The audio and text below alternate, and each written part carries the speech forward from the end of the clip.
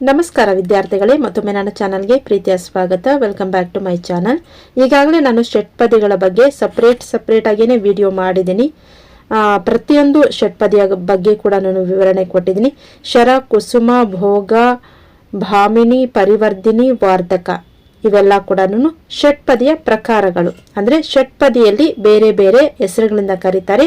ಅವುಗಳನ್ನೇ ಈ ಒಂದು ಶರ, ಕುಸುಮ, ಭೋಗ, ಭಾಮಿನಿ, ಪರಿವರ್ಧಿನಿ, ವಾರ್ಧಕ ಷಟ್ಪದಿಗಳು. ಹಾಗಾದರೆ ಏನು ಈ ಷಟ್ಪದಿ ಅಂದರೆ ನೋಡೋಣ.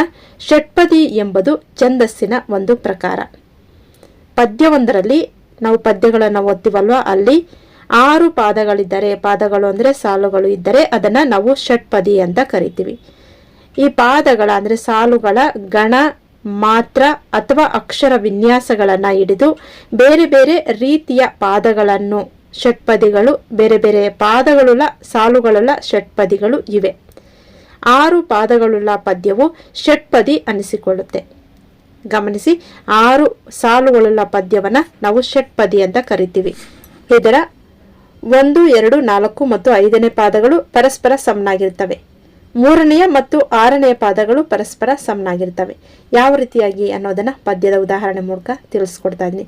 ನಾವಿಲ್ಲಿ ಶಾರ್ಟ್ ಆಗಿ ತಿಳ್ಕೊಬೇಕಂದ್ರೆ ಷಟ್ ಅಂದ್ರೆ 6, ಷಟ್ ಅಂದ್ರೆ 6, ಪದಿ ಅಂದ್ರೆ ಸಾಲು ಅಂತ ಅರ್ಥ. 6 ಪಾದ ಅಥವಾ ಸಾಲುಗಳಿಂದ ಕೂಡಿದಂತಹ ಪದ್ಯ ರೂಪವೇ ಷಟ್ಪದಿ. ಏನದು? 6 ಪಾದ ಅಥವಾ ಸಾಲುಗಳಿಂದ ಕೂಡಿದ ಪದ್ಯ ರೂಪವನ್ನು ನಾವು ಷಟ್ಪದಿ ಅಂತ ಕರಿತೀವಿ. ಈ ಷಟ್ಪದಿಗಳಲ್ಲಿ ನಾವು 6 ರೀತಿಯ ಷಟ್ಪದಿಗಳನ್ನು ನೋಡಿದ್ವಿ. ಅವುಗಳನ್ನೇ ಶರ, ಕುಸುಮ, ಭೋಗ, ಭಾಮಿನಿ, ಪರಿವರ್ಧಿನಿ, ವಾರ್ಧಕ ಅಂತ ಗುರುತು ಮಾಡೋದು. ಮಾತ್ರ ಗಣಗಳ ಆಧಾರದ ಮೇಲೆ ಷಟ್ಪದಿಗಳನ್ನು ನಾವು ಬೇರೆ ಬೇರೆ ಹೆಸರುಗಳಿಂದ ಕರಿತೀವಿ.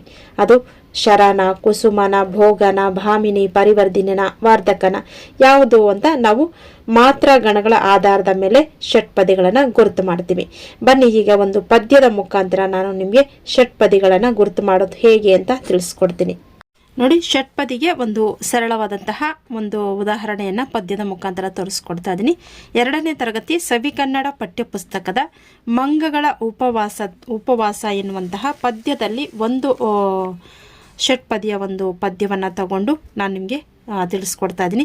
ಬಾಳೆಯ ತೋಟದ ಪಕ್ಕದ ಕಾಡಳು ವಾಸಿಸುತ್ತಿದ್ದವು ಮಂಗಗಳೆಲ್ಲವೂ ಒಟ್ಟಿಗೆ ಸೇರುತ್ತಾ ಒಂದು ಉಪವಾಸವ ಮಾಡಿದವು. ಈ ಒಂದು ಪದ್ಯವನ್ನು ನಾವು ಯಾವ ರೀತಿಯಾಗಿ ಮಾತ್ರಗಣ, ಅಕ್ಷರಗಣವನ್ನು ಮಾಡೋದು, ಹಾಗೆಯೇ ಇದನ್ನು ಯಾವ ರೀತಿಯಾಗಿ ಗುರುತು ಮಾಡೋದು ಷಟ್ಪದಿ ಅಂತ ನೋಡೋಣ. ನೋಡಿ, ಪದ್ಯವನ್ನು ಈ ರೀತಿ ಡಿವೈಡ್ ಮಾಡ್ಕೊಂಡಿದ್ದೀನಿ, 6 ಸಾಲು ಮಾಡ್ಕೊಂಡಿದ್ದೀನಿ. 1ನೇದು ಬಾಳೆಯ ತೋಟದ, 2 ಪಕ್ಕದ ಕಾಡಳು, 3ನೇದು ವಾಸಿಸುತ್ತಿದ್ದವು ಮಂಗಗಳು, 4 ಮಂಗಗಳೆಲ್ಲವೂ, 5 ಒಟ್ಟಿಗೆ ಸೇರುತ್ತಾ, 6 ಒಂದು ಉಪವಾಸವ ಮಾಡಿದವು. ಇದನ್ನು ಯಾವ ರೀತಿಯಾಗಿ ಮಾತ್ರಗಣ ವಿಂಗಡಣೆ ಮಾಡೋದು ನೋಡೋಣ. ಮೊದಲನೇ ಸಾಲು ಏನಿದೆ? ಬಾಳೆಯ ತೋಟದಿ. ಇಲ್ಲಿ ಬಾ ಅಕ್ಷರ ಇದೆ, ದೀರ್ಘಾಕ್ಷರ ಆಗಿರೋದ್ರಿಂದ ಇದನ್ನು ಗುರು ಅಂತ ಗುರುತು ಮಾಡ್ತೀವಿ. ಲೆ ಲಘು, ಯ ಲಘು, ತೋ ದೀರ್ಘಾಕ್ಷರ ಆಗಿರೋದ್ರಿಂದ ಗುರು, ಟ ಲಘು, ದ ಲಘು. ನೋಡಿ, ಈಗ 4 ಮಾತ್ರೆಯ 2 ಗಣಗಳನ್ನು ನೋಡ್ತಾ ಇದ್ದೀವಿ ಮೊದಲನೇ ಸಾಲಲ್ಲಿ. ನಂತರ 2ನೇ ಲೈನಲ್ಲಿ ನೋಡಿ, ಪಕ್ಕದ ಕಾಡೋಳು. ಇಲ್ಲಿ ಕಾ ಒತ್ತು ಕ ಇದೆ, ಒತ್ತಕ್ಷರದ ಹಿಂದಿನ ಅಕ್ಷರ ಏನಾಗುತ್ತೆ? ಗುರು ಆಗುತ್ತೆ. ನಂತರ ಕ ಲಘು, ದ ಲಘು. ನಂತರ ಕ ದೀರ್ಘಾಕ್ಷರ ಗುರು ಅಂತ ಗುರುತು ಮಾಡ್ತೀವಿ. ಡೋ ಲಘು, ಳು ಲಘು. ನೋಡಿ, 4 ಮಾತ್ರೆಯ 2 ಗಣಗಳು. ನಂತರ 3ನೇ ಒಂದು ಸಾಲಲ್ಲಿ ಬರ್ತೀವಿ. ವಾ ದೀರ್ಘಾಕ್ಷರ ಆಗಿರೋದ್ರಿಂದ ಇದನ್ನು ನಾವು ಗುರು ಅಂತ ಗುರುತು ಮಾಡ್ತೀವಿ. ಸಿ ಲಘು, ಸು. ಇಲ್ಲಿ ಸು ಅಕ್ಷರ ಏನಿದೆ ಇದು ಕೂಡ ಲಘು ಆಗುತ್ತೆ. ತಿ ಇದ್ದಾಗ ನಾವಿಲ್ಲಿ ಏನಂತ ಗುರುತು ಮಾಡ್ತೀವಿ? ಇಲ್ಲಿ ದಾವತ್ತು ದಾ ಇದೆ, ತಾವತ್ತು ತಾ ಇದೆ, ಒತ್ತಕ್ಷರ ಇರೋದ್ರಿಂದ ಗುರು ಅಂತ ಗುರುತು ಮಾಡ್ತೀವಿ. ನಂತರ ದ ಲಘು, ವು ಲಘು, ಮ. ಇಲ್ಲಿ ಅನುಸ್ವಾರದ ಹಿಂದಿನ ಅಕ್ಷರ ಏನಾಗುತ್ತೆ? ಗುರು ಆಗುತ್ತೆ. ಗ ಲಘು, ಕಡೆ ಅಕ್ಷರ ಇಲ್ಲಿ ಗುರು ಅಂತ ಗುರುತು ಮಾಡ್ತೀವಿ. ಲಘು ಆಗಿದ್ರೂ ಕೂಡ ಗುರು ಅಂತಾನೆ ಗುರುತು ಮಾಡ್ತೀವಿ. ಇಲ್ಲಿ ನೋಡಿ, ನೆಕ್ಸ್ಟ್ ನಾವೀಗ ಇದನ್ನು 4 ಮಾತ್ರೆಯ 3 ಗಣಗಳು ನಮಗೆ ಸಿಗುತ್ತೆ. 1 2 3 ಗಣಗಳು ಜೊತೆಗೆ ಕಡೆಯಲ್ಲಿ ಒಂದು ಳು ನೋಡ್ತಿದ್ವಿ. 4 ಮಾತ್ರೆಯ 3 ಗಣಗಳು ಇಲ್ಲಿ ಆಗಿದೆ. ನಂತರ ನೋಡಿ ಮಂಗಗಳೆಲ್ಲವೂ ಅನುಸ್ವರ ಅಕ್ಷರದ ಹಿಂದಿನ ಅಕ್ಷರ ಗುರು, ಗ ಲಘು, ಗ ಲಘು, ಒತ್ತಕ್ಷರದ ಹಿಂದಿನ ಅಕ್ಷರ ಗುರು, ಗುರು, ಒತ್ತಕ್ಷರದ ಹಿಂದಿನ ಅಕ್ಷರ ಲ ಲಘು, ಉ ಲಘು. ಇಲ್ಲಿ 4 ಮಾತ್ರೆಯ 2 ಗಣಗಳು. ನಂತರ ಒಟ್ಟಿಗೆ ಸೇರುತ್ತಾ, ಒಟ್ಟಿಗೆ ನೋಡಿ ಒತ್ತಕ್ಷರದ ಹಿಂದಿನ ಅಕ್ಷರ ಗುರು, ಟ ಲಘು, ಗೆ ಲಘು, ಸೇ ಇಲ್ಲಿ ಎ ಸ್ವರಾಕ್ಷರ ಇರೋದ್ರಿಂದ ಗುರು, ರು ಲಘು, ತ ಲಘು. ಇಲ್ಲಿ ಕೂಡ ನಮಗೆ 4 ಮಾತ್ರೆಯ 2 ಗಣಗಳು ಸಿಗುತ್ತೆ. ನಂತರ 6ನೇ ಸಾಲಲ್ಲಿ ನೋಡಿ ಒಂದುಪವಾಸವ ಅನುಸ್ವಾರದ ಹಿಂದಿನ ಅಕ್ಷರ ಗುರು ಅಂತ ಗುರುತು ಮಾಡ್ತೀವಿ. ದು ಲಘು, ಪ ಲಘು, ವಾ ದೀರ್ಘಾಕ್ಷರ ಗುರು, ಸ ಲಘು, ವ ಲಘು. ನಂತರ ಮಾ ದೀರ್ಘಾಕ್ಷರ ಇದೆ ಗುರು, ಡಿ ಲಘು, ದ ಲಘು, ಉ ಕಡೆ ಅಕ್ಷರ ಲಘು ಆಗಿದ್ರೂ ಕೂಡ ಗುರು ಅಂತ ಗುರುತು ಮಾಡ್ತೀವಿ. ಇಲ್ಲಿ ಕೂಡ ನಮಗೆ 4 ಮಾತ್ರೆಯ 3 ಗಣಗಳು ಸಿಗುತ್ತೆ. 4 ಮಾತ್ರೆಯ 3 ಗಣಗಳು. ಈಗ ಸೂತ್ರವನ್ನು ನೋಡೋಣ. ಸೂತ್ರವನ್ನು ನೋಡಿದಾಗ ನಾವು ಮೇಲಿನ ಪದ್ಯದಲ್ಲಿ, ಮೇಲಿನ ಈ ಒಂದು ಪದ್ಯದಲ್ಲಿ 4 ಮಾತ್ರೆಯ ನಾವು 2 ಗುಂಪನ್ನು ನೋಡ್ತೀವಿ. ಅದು ಎಲ್ಲಿ ಅಂದರೆ 1, 2 ಮತ್ತು 4ನೇ ಸಾಲಿನಲ್ಲಿ ನೋಡಿ.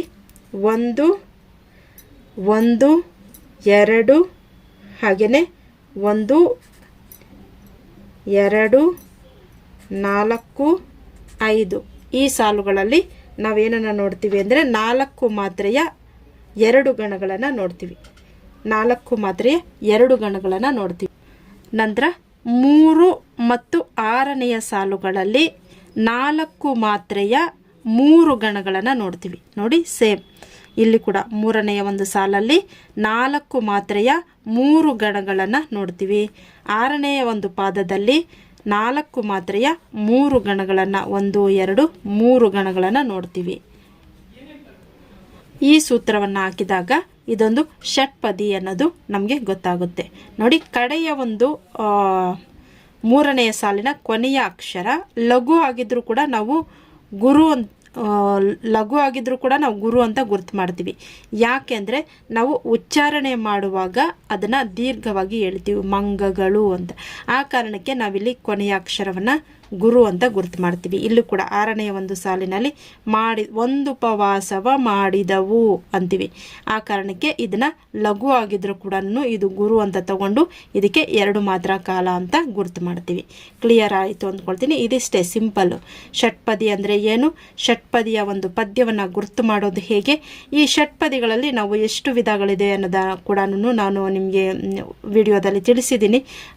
ಪ್ರತಿಯೊಂದು ಷಟ್ಪದಿಯನ್ನು ಕೂಡ ಉದಾಹರಣೆ ಸಹಿತ ವಿವರಣೆಯನ್ನು ಕೂಡ ಮಾಡಿದ್ದೀನಿ, ಪ್ರತಿಯೊಂದು ಸಪ್ರೇಟಾಗಿ. ಆ ವಿಡಿಯೋಗಳನ್ನು ಕೂಡ ನೀವು ನೋಡಬಹುದು. ಇದಾಗಿದೆ ಸ್ನೇಹಿತರೆ ಷಟ್ಪದಿ ಅಂದರೆ ಏನು, ಷಟ್ಪದಿಯಲ್ಲಿ ಎಷ್ಟು ವಿಧಗಳಿವೆ, ಹಾಗೆಯೇ ಷಟ್ಪದಿಯ ಒಂದು ಮಾತ್ರಗಣ ಅಕ್ಷರಗಣವನ್ನು ವಿಭಾಗ ಮಾಡೋದು ಹೇಗೆ, ಷಟ್ಪದಿಯನ್ನು ಗುರುತು ಮಾಡೋದು ಹೇಗೆ, ಎಲ್ಲವನ್ನು ಕೂಡ ಒಂದು ಸಂಪೂರ್ಣವಾಗಿ ಈ ವಿಡಿಯೋದಲ್ಲಿ ತಿಳಿಸ್ಕೊಟ್ಟಿದ್ದೀನಿ. ವಿಡಿಯೋ ಇಷ್ಟ ಆಗಿದೆ ಅಂತ ಭಾವಿಸ್ತಾ ವಿಡಿಯೋವನ್ನು ಮುಕ್ತಾಯ ಮಾಡ್ತಾ ಇದ್ದೀನಿ. ವಿಡಿಯೋ ಇಷ್ಟ ಆದರೆ ಏನು ಮಾಡಬೇಕು, ಒಂದು ಲೈಕನ್ನು ಕೊಡಿ. ಹಾಗೆ ಆ ಲೈಕ್ ನನಗೆ ಒಂದಷ್ಟು ಪ್ರೋತ್ಸಾಹವನ್ನು ಕೊಡುತ್ತೆ, ಮತ್ತಷ್ಟು ಒಂದು ಉತ್ತಮ ವಿಡಿಯೋಗಳನ್ನು ಮಾಡೋದಕ್ಕೆ. ಮತ್ತೆ ಭೇಟಿಯಾಗೋಣ ಮುಂದಿನ ವಿಡಿಯೋದಲ್ಲಿ. ಧನ್ಯವಾದಗಳು.